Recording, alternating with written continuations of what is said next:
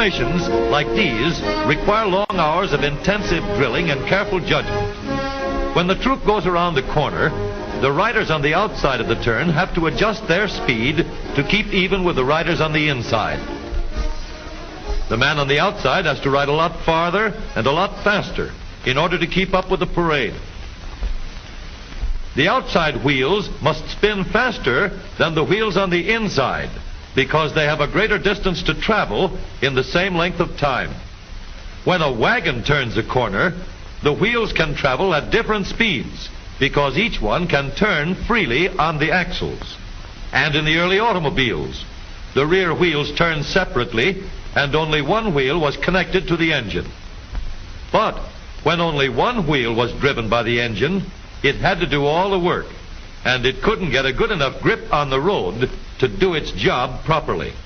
So the one-wheel drive was soon out of date. But if two wheels are locked on an axle so that they are not free to turn separately, one or the other has to slide.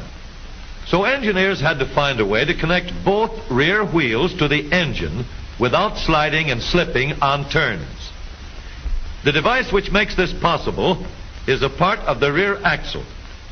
It is called the differential because it can drive the rear wheels at different speeds.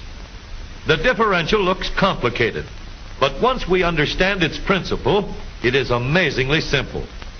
These two wheels are mounted on separate axles and supported by a frame so that they can revolve freely at different speeds.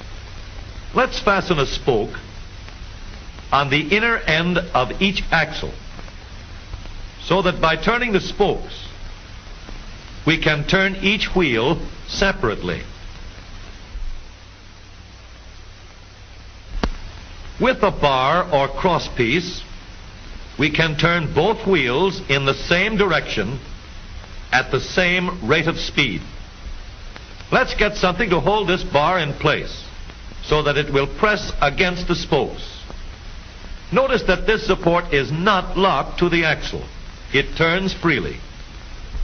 Now we can spin the wheels by rotating the support. This is fine as long as both wheels are able to turn at the same speed. But let's see what happens when we go around the corner. With this arrangement, we cannot drive one wheel faster than the other. And if we stop one wheel, the other wheel won't budge. Let's put this bar on a pivot so that it can swing in either direction.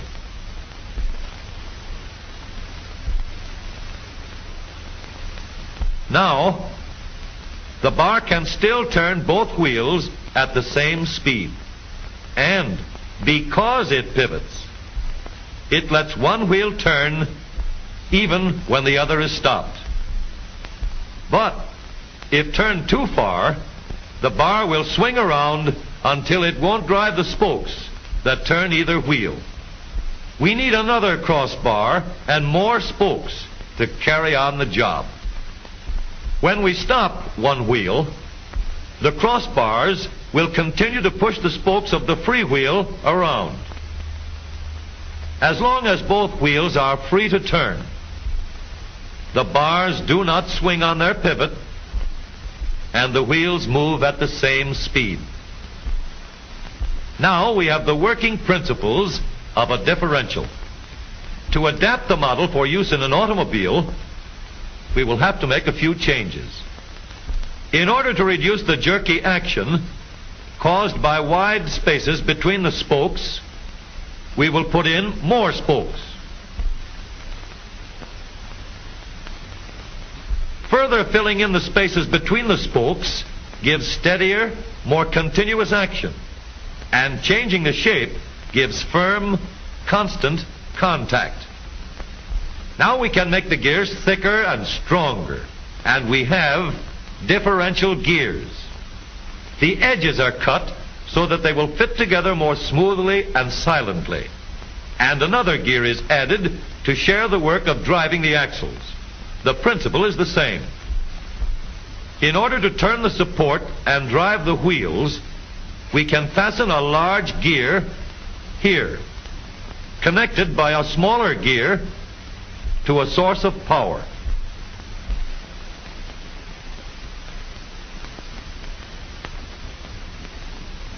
Notice that the power is connected to the differential at the center line. We can make our model more compact by moving the gears closer together. When we put our differential in an automobile, we have to leave room for the drive shaft, which carries the power from the engine. We may build the floor of the car above the drive shaft. But if we do, we won't have much room inside unless we make the top of the car high too. Of course, we could lower the floor and ceiling, but the drive shaft would be higher than the floor. This would have disadvantages. A shaft in the middle of the floor of an automobile would be inconvenient for passengers and would be awkward for carrying luggage. Today, engineers have found a way to make the car roomier and closer to the road without a clumsy shaft above the floor. The drive shaft from the engine to the differential is lowered out of the way, and the drive shaft is connected to the rear axle at the bottom. The new low center drive makes the rear axle quieter, stronger, and more durable because it gives better, smoother contact between the gears.